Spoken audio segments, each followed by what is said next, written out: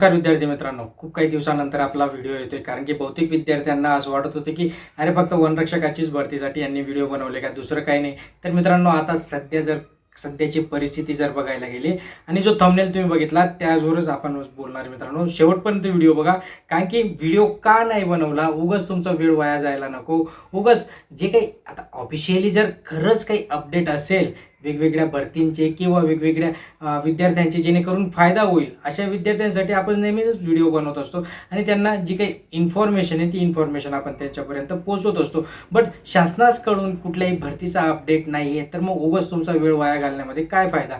असंच मी एक म्हटलं, चला मग इंस्टाग्रामवर विद्यार्थी मला पोस्ट करत होते, कारण की सांगत होते की सर तुम्ही पोलीस भरती संदर्भात अपडेट देत राहा. काय झालं, कारण की 20 मे नंतर बहुतेक सांगताय की 20 मे नंतर भरती होणार आहे का, 20 मे नंतर ग्राउंड सुरू होणार आहे का, 20 मे नंतर लगेच पेपर तयार होणार आहे का, विद्यार्थ्यांना पेपर त्याच्यानंतर लगेच जूनमध्ये हॉल तिकीट, या सगळ्या गोष्टींवर विद्यार्थी प्रश्न विचारत. आणि म्हटलं चला आता एक व्हिडिओ नक्कीच तुमच्यासाठी बनवत राहू आणि अपडेट हळूहळू 2-3 दिवसांनी का असे ना तुमच्यापर्यंत देत राहू. कारण की विद्यार्थ्यांना असं वाटायला लागलं की अरे आता हा मास्तर जो आहे, हा सर जो आहे, हा फक्त वनरक्षकासाठी अपडेट देत होता, पोलीस भरतीचा काही देत नव्हता.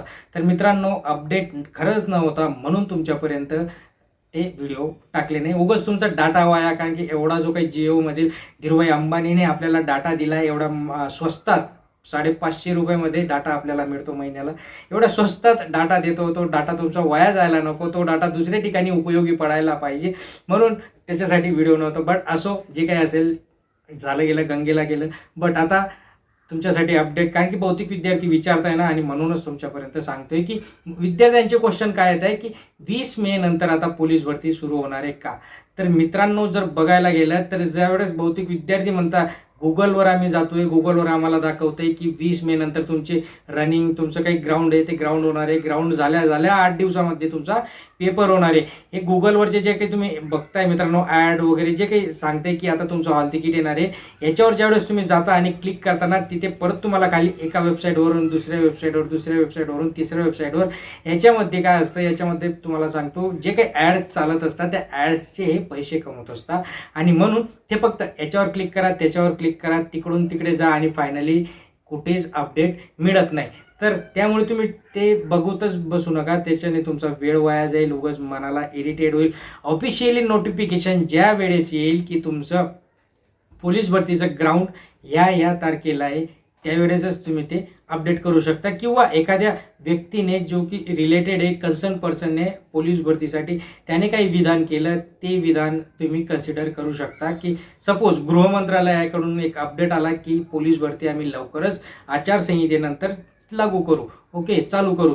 तर ते जे काही तो जो काही अपडेट असणार, तो अपडेट आपण कन्सिडर करू शकतो. बट हे जे काही गोष्टी आहेत त्याच्या तुम्ही कुठेही जाऊ नका. किंवा असा कुठलाही अपडेट अजून कोणाकडूनच आलेला नाही आहे, ना गृह मंत्रालयाकडून आला आहे, ना पोलीस महासंचालकाकडून आला आहे की पोलीस भरतीचे हॉल तिकीट तुम्हाला 20 मे नंतर किंवा त्याच्यानंतर तुमचं पेपर लगेच होणार आहे. त्यामुळे मित्रांनो, असा टेन्शन घेऊ नका, ओके. तुम्ही फक्त अभ्यास सुरू ठेवा.